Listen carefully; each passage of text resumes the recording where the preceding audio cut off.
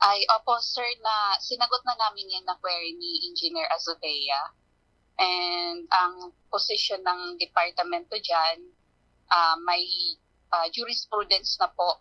na nilabas ang Supreme Court at may issue DILG opinion na rin po tungkol dyan na hindi naman po lahat ng proyekto at programa ng ng national government ay kailangan ng approval ng sanggunian. Magkakaroon lamang po ng approval doon po sa section yung mga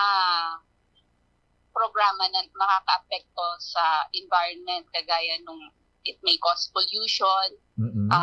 bring about climate change, depletion of non-renewable resources, result in loss of cropland, rangeland, or forest cover,